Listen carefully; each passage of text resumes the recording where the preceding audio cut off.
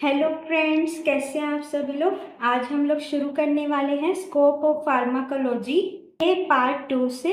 चलिए शुरू करते हैं। पोसोलॉजी और डोज डिटर्मिनेशन। पोसोलॉजी हम लोग पहले भी पढ़ चुके हैं। पोसोलॉजी क्या होता है? पोसोलॉजी बताती है कि पेशेंट को कितनी डोज देनी चाहिए। पोसोलॉजी हमारी ब्रांच है। डोज डिटर्मिनेशन क्या है? उसका स्कोप। चलिए पोसोलॉजी के बारे में समझते हैं। पोसोलॉजी हमें बताती है कि किस पेशेंट को कितनी डोज देनी चाहिए। जैसे एक 5 साल के बच्चे और 30 साल के एडल्ट को सेम डोज नहीं दी जाती है। डॉक्टर पेशेंट की एज, वेट और डिजीज की सीवियरिटी, यानी कि डिजीज कितनी ज़्यादा सीवियर है या फिर डिजीज कितनी ज़्यादा गंभीर है, उसके बेसिस पर डॉक्टर जो है वो डोज डिसाइड करता है। जैसे एक छोटे बच्चे की डोज जो है वो कम होती है as compare to a adult. जैसा मैंने अभी आपको बताया कि पेशेंट की डोज कैलकुलेट की जाती है एज के आधार पर, बॉडी वेट और सीवियरिटी ऑफ डिजीज को ध्यान में रखकर। जैसे एक एग्जांपल है, deciding weather a patient needs 250 mg और 500 mg of tablet of paracetamol. यानी कि डॉक्टर को कैसे पता लगेगा कि 250 mg देनी है, 500 mg देनी है? वो कैसे डिसाइड करेगा? वो पेशेंट के फैक्टर्स के बेसिस पे डिसाइड होता है कि उसको 250 mg देनी है या 500 mg। फार्माकोजेनेटिक्स भी हम लोग पहले ही पढ़ चुके हैं। आज हम पढ़ेंगे कि फार्माकोजेनेटिक्स का यूज़ कहाँ होता है। फार्माकोजेनेटिक्स का यूज़ होता है पर्सनलाइज्ड मेडिसिन में। पर्सनलाइज्ड मेडिसिन क्या होती है? चलिए इसे समझते हैं। हर इंसान का जो डीएनए होता है वो अलग अलग होता है।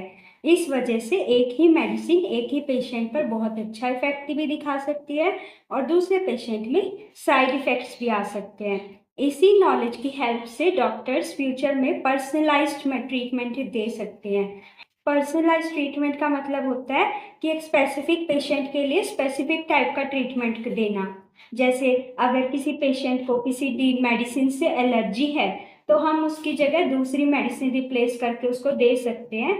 वो क्या होता है? Personalised treatment. यही हमारी फार्माकोजेनेटिक्स का प्रैक्टिकल यूज है। चलिए इसे देखते हैं। फार्माकोजेनेटिक्स क्या होती है? It deals with how a persons genetics, genes और DNA affect their response to a drug, allowing doctors to provide personalized treatments। जैसे मैंने अभी आपको बताया कि हर पर्सन का जो DNA है वो अलग अलग होता है। इसी कारण से हमारे जो जेनेटिक्स है वो भी कई बार वो भी अफेक्ट करते हैं हमारे ड्रग के रिस्पॉन्स को। तो इससे डॉक्टर्स को पता लगता है कि पेशेंट को किस तरीके की मेडिसिन देनी है या उसको किस तरीके का पर्सनलाइज्ड ट्रीटमेंट देना है।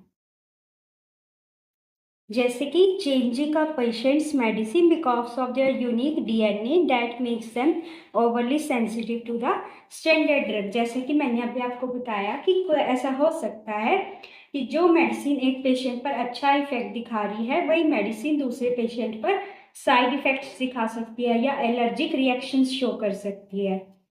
कीमोथेरेपी। कीमोथेरेपी क्या होती है? It focus on the use of specific chemicals to destroy infectious micro organisms और cancer cells without heavily damaging normal cells. इसका मतलब क्या होता है कि ऐसी मेडिसिन का यूज जो कैंसर सेल्स या हार्मफुल माइक्रो ऑर्गेनिजम्स को टारगेट करके उन्हें खत्म करें। जैसे पुलिस ऑपरेशन में सिर्फ क्रिमिनल को पकड़ने की कोशिश करती है, पूरे शहर को नहीं, वैसे ही कीमोथेरेपी की मेडिसिन भी मेनली डिजीज वाले सेल्स को ही टारगेट करती हैं। आप सोच रहे होंगे कि मैम फटाफट पढ़ा रही हैं, क्योंकि मैं ये तीनों जो ब्रांचेस हैं या स्कोप हैं वो आपको ऑलरेडी ब्रांचेस ऑफ फार्माकोलॉजी में अच्छे से एक्सप्लेन कर चुकी हूँ। अगर आपको अच्छे से समझना है तो आप मेरी वो वीडियो देख सकते हैं। नॉर्मल सेल्स क्या होते हैं? जो हमारे नॉर्मल सेल्स हैं, नॉर्मल बॉडी के सेल्स हैं जो कि कैंसर से ग्रस्त नहीं हैं या फिर जिन पर कोई भी इन्फेक्शियस माइक्रो ऑर्गेनिज्म का अटैक नहीं हुआ है, उन सबको क्या कहते हैं? नॉर्मल सेल्स कहते हैं। हमारी बॉडी के जैसे हमारी बॉडी इस टाइम जो नॉर्मल स्टेट में, हमारी बॉडी के जितने भी सेल्स हैं वो क्या कहलाते हैं? Normal sales.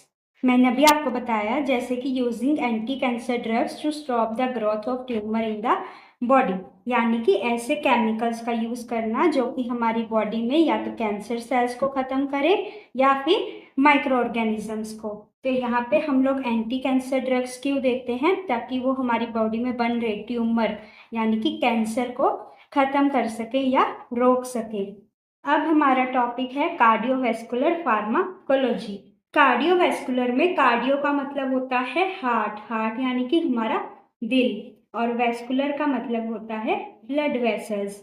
ब्लड वेसल मतलब जितनी भी हमारे शरीर में खून की नसें होती हैं ना, उन्हें बोलते हैं ब्लड वेसल्स। और ब्लड वेसल्स का मतलब ही होता है क्या, वैस्कुलर। जैसा कि यहाँ पर लिखा हुआ है, it is the study of how drug affects the heart and blood vessels. अब इसके बारे में कार्डियोवैस्कुलर फार्माकोलॉजी का क्या काम है। कार्डियोवैस्कुलर फार्माकोलॉजी में हम लोग पढ़ते हैं कि हमारी जो ड्रग्स होती हैं वो हमारे हार्ट या हमारी ब्लड वेसल्स पर क्या इफेक्ट दिखाती हैं। कुछ हमारी स्पेसिफिक ड्रग्स होती हैं जो कि हार्ट की या ब्लड वेसल्स की स्पेसिफिक कंडीशंस को ठीक करने के लिए यूज की जाती हैं। जैसे कि it focuses on treating conditions like high blood pressure. High blood pressure क्या होता है, उच्च रक्तचाप यानी कि बीपी। हम बोलते हैं ना बीपी हाई हो गया है, वो बीपी हाई होना क्या होता है, हाई ब्लड प्रेशर। उसको ट्रीट करने पे फोकस करती है। या फिर हार्ट डिजीजेस, हार्ट डिजीजेस जैसे कि हार्ट फेलियर हो जाना या हार्ट अटैक आ जाता है अगर किसी को, वो सब किस में आती हैं, हार्ट डिजीजेस में, दिल की बीमारियां। इसके बाद हमारा लास्ट स्कोप है न्यूरोफार्माकोलॉजी। न्यूरोफार्माकोलॉजी क्या होती है, न्यूरो का मतलब होता है हमारा ब्रेन और हमारा नर्वस सिस्टम। हमारे ब्रेन का मतलब हमारा दिमाग और हमारी नसें, शरीर की जितनी भी नसें हैं, नर्वस सिस्टम है, उसके बारे में जब हम स्टडी करते हैं वो क्या होती है, न्यूरो फार्माकोलॉजी उसके साथ जुड़ जाता है। आप एक चीज़ याद रखिएगा, जैसे हमने पढ़ा कार्डियोवैस्कुलर फार्माकोलॉजी, फार्माकोलॉजी वर्ड जुड़ गया तो हम लोग किसकी स्टडी करेंगे, ड्रग्स की। बिल्कुल स्टार्टिंग में ही चैप्टर के मैंने आपको बताया था कि फार्माकोलॉजी क्या है, स्टडी ऑफ ड्रग्स। जैसे कार्डियोवैस्कुलर के आगे जब फार्माकोलॉजी जुड़ गया तो उसका मतलब क्या हुआ कि हम उन ड्रग्स की स्टडी कर रहे हैं जो कि हार्ट या ब्लड वेसल्स पे एक्ट करती हैं। वैसे ही न्यूरो के आगे फार्माकोलॉजी जुड़ गया तो इसका मतलब क्या है कि हम ऐसी ड्रग्स की स्टडी कर रहे हैं जो कि हमारे ब्रेन या हमारे नर्वस सिस्टम पे एक्ट करती हैं।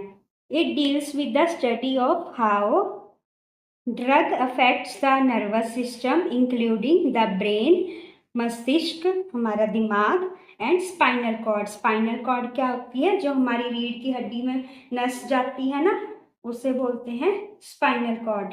जैसे कि prescribing anti depressant. Anti depressant क्या होती हैं, जो ड्रग्स डिप्रेशन को ट्रीट करने के लिए यूज होती हैं उन्हें बोलते हैं anti depressant medicine to a patient suffering from depression. यानी कि अगर कोई पेशेंट डिप्रेशन से गुजर रहा है, डिप्रेशन क्या होता है, खुद के बारे में नेगेटिव फील करना या फिर अपने आसपास की हर चीज़ को लेकर जब कोई पर्सन नेगेटिव फील करने लग जाता है उसको क्या बोलते हैं, डिप्रेशन।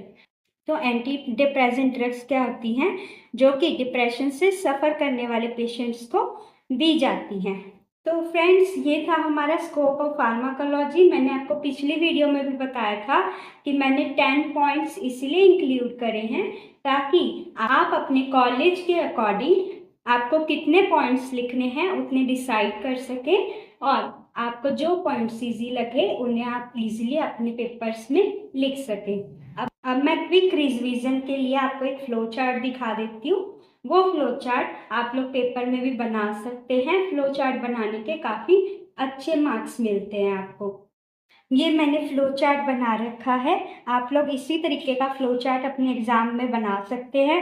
जरूरी नहीं है कि आपको फ्लो चार्ट में पूरे 10 के 10 पॉइंट्स ही दिखाने हैं। जितने भी पॉइंट्स आप लोग लिख रहे हैं आपके एग्जाम के क्वेश्चन के अकॉर्डिंग, उतने पॉइंट्स आप लोग फ्लो चार्ट में दिखा सकते हैं। तो फ्रेंड्स, ये था हमारा scope of pharmacology. Friends, route of administration के नोट्स तक अगर आप लोगों को पीडीएफ चाहिए तो आप लोग हमारे टेलीग्राम चैनल को ज्वाइन कर सकते हैं, जिसका लिंक आपको डिस्क्रिप्शन में मिल जाएगा।